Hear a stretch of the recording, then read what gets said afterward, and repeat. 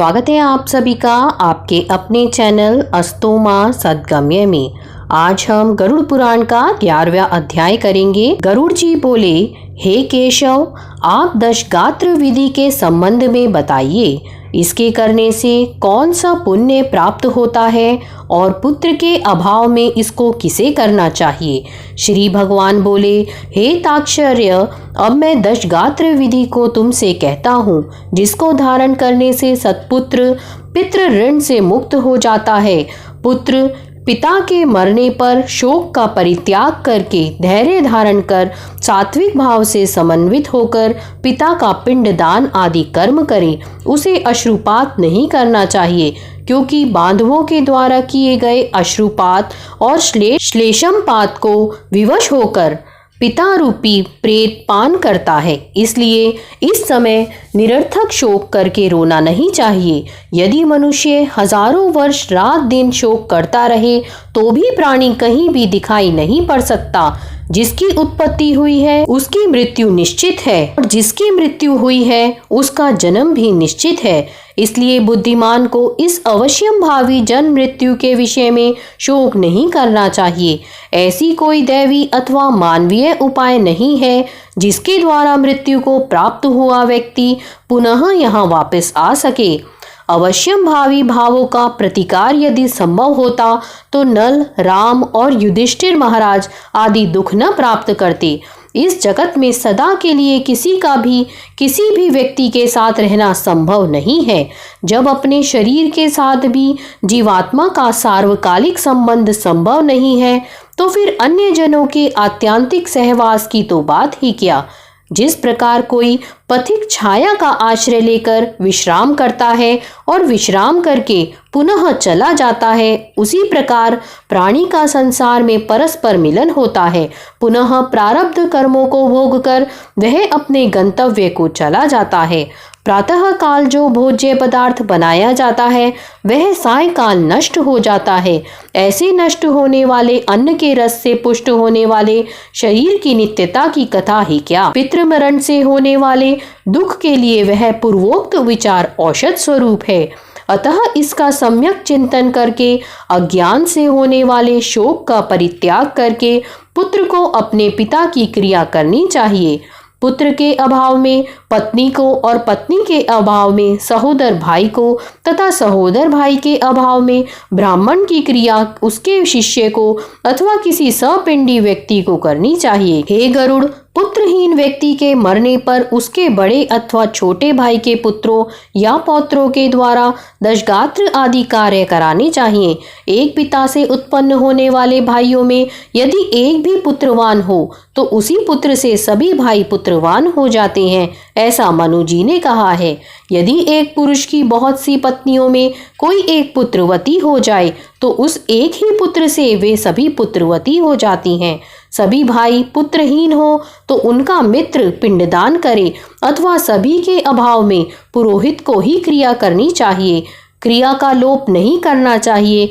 यदि कोई स्त्री अथवा पुरुष अपने इष्ट मित्र की औदर्वदैहिक क्रिया करता है तो अनाथ प्रेत का संस्कार करने से उसे कोटि यज्ञ का फल प्राप्त होता है।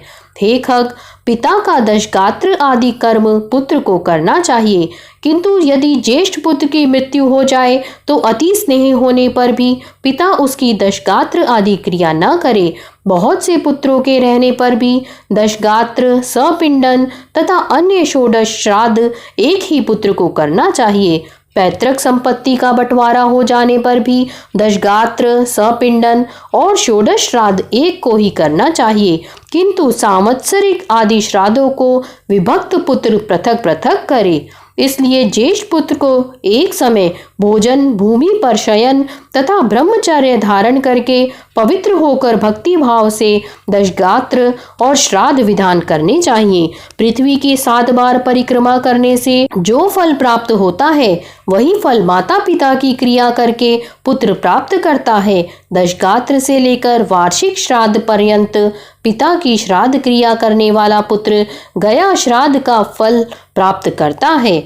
कूप, तालाब, बगीचा, तीर्थ अथवा देवालय के प्रांगण में जाकर मध्या काल में बिना मंत्र के स्नान करना चाहिए। पवित्र होकर वृक्ष के मूल में दक्षिणाभिमुख होकर वेदी बनाकर उसे गोबर से लीपें। उस वेदी में पत्ते पर कुश से बने हुए दर्भ में ब्राह्मण को स्थापित करके पाद्य आदि से उसका पूजन करें और अत्सी पुष्प संकाशम पितवासस समुच्चितम ये नमस्यन्ति गोविंदम न तेषाम विद्यते भयम इत्यादि मंत्रों से उसे प्रणाम करे।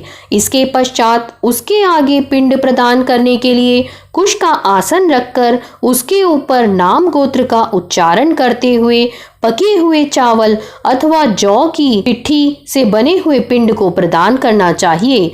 खस, चंदन और भृंगराज का पुष्प निवेदित करें। धूप, दीप, नैवेद्य, तांबूल पान तथा दक्षिणा समर्पित करें। तदंतर काकान, दूध और जल से परिपूर्ण पात्र तथा वर्धमान जलांजलि प्रदान करते हुए यह कहे कि अमूक नाम के प्रेत के लिए मेरे द्वारा प्रदत्त पिंड आदि सामग्री प्राप्त हो। अन्न, वस्त्र, जल, द्रव्य अथवा अन्य जो भी वस्तु प्रेत शब्द का उच्चारण करके मृत प्राणी को दी जाती है उससे उसे अनंत फल प्राप्त होता है। इसलिए प्रथम दिन से लेकर सपिंडीकरण के पूर्व स्त्री और पुरुष दोनों के लिए प्रेत शब्द का उच्चारण करना चाहिए। पहले दिन विधि पूर्वक जिस अन्न का पिंडदान दिया जाता है उसी अन्न के से विधि पूर्वक 9 दिन तक पिंडदान करना चाहिए। 9वें दिन सभी सपिंडजनों को मृत प्राणी के स्वर्ग की कामना से तैलाभ्यंग करना चाहिए और घर के बाहर स्नान करके धूप एवं लावा लेकर स्त्रियों को आगे करके मृत प्राणी के घर जाकर उससे कहे कि दुर्वा के समान आपके कुल की वृद्धि हो तथा लावा के समान आपका कुल विकसित हो। ऐसा कहकर दुर्वा समन्वित लावा को उसके घर में बिखेर दे। हे खगेश्वर, 10वें दिन मांस से पिंडदान करना चाहिए, किंतु कलयुग में मांस से पिंडदान शास्त्रतः निषिद्ध होने के कारण उड़द से पिंडदान करना चाहिए। 10वें दिन शौर कर्म और बंधु बांधवों को मुंडन कराना चाहिए। क्रिया करने वाले पुत्र को भी पुनः मुंडन कराना चाहिए। 10 दिन तक एक ब्राह्मण को प्रतिदिन मिष्ठान भोजन कराना चाहिए और हाथ जोड़कर भगवान विष्णु का ध्यान करके प्रेत की मुक्ति के लिए इस प्रकार प्रार्थना करनी चाहिए। अत्सी के फूल समान कांति वाले पीत वस्त्र धारण करने वाले अच्युत भगवान गोविंद को जो प्रणाम करते हैं उन्हें कोई भय नहीं होता। हे आदि अंत से रहित शंख चक्र और गदा धारण करने वाले अविनाशी तथा कमल के समान नेत्र वाले देव विष्णु, आप प्रेत को मोक्ष प्रदान करने वाले हो। इस प्रकार प्रतिदिन श्राद्ध के अंत में यह प्रार्थना मंत्र पढ़ना चाहिए। तदंतर स्नान करके घर जाकर गोग्रास देने के उपरांत भोजन करना चाहिए। इस प्रकार गरुड़ पुराण के अंतर्गत सारोद्वार में दशगात्र विधि निरूपण नामक 11वां अध्याय पूरा हुआ। अगर आपको ये पसंद आया हो तो अपने मित्रों के साथ इसे शेयर अवश्य करें। धन्यवाद।